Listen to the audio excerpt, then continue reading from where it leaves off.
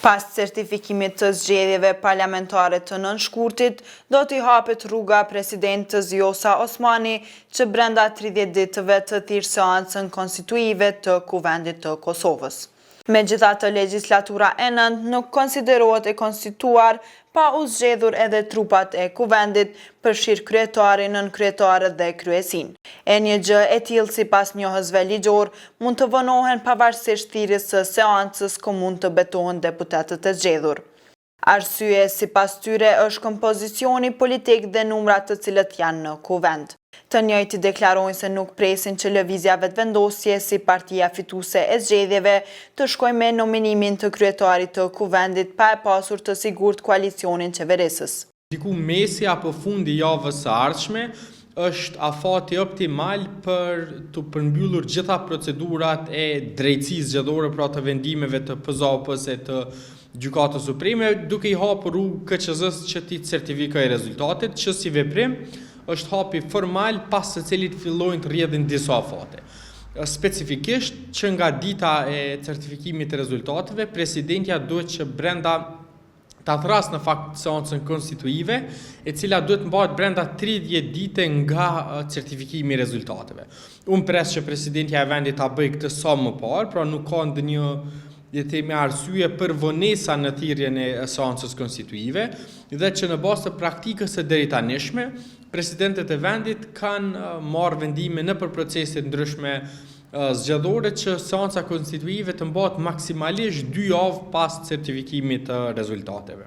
Megjithatë, sipas profesorit universitar ish antarit të Gjykatës Kushtetuese, Kadri Kryeziu, pa u zgjedhur kryetari i Kuvendit dhe kryesia, nuk mund të konsiderohet e konstituar legjislatura e nëntë përkundër betimit të deputetëve.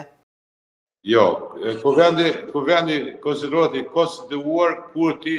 krijon trupat, domethënë ndërton trupat edhe kryesinë e Kuvendit, kryetarin dhe kryesin apo nënkryetarin e Kuvendit. Kjo është për shembull kryetari i takon ex officio në mënyrë ta quajë drejt për drejt i takon partisë më të madhe,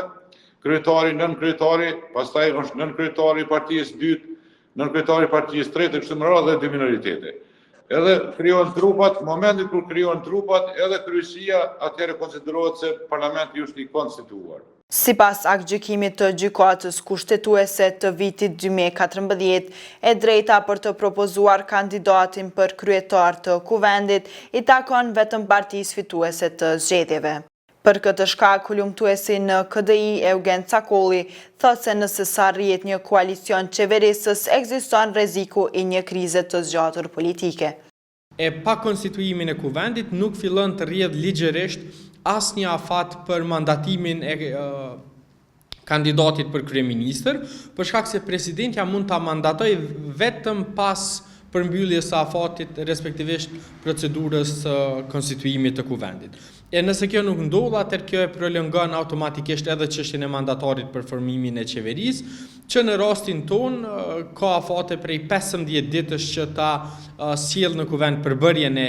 kabinetit qeveritar, për shkak të kompozicionit politik dhe numrave të cilët janë në Kuvend sa i përket mandateve. Unë pres që mund të ketë vonesa sa i përket konstituimit të Kuvendit, gjithmonë nëse nuk arrihet një marrëveshje për koalicion qeverisës mes partisë së parë dhe partive tjera,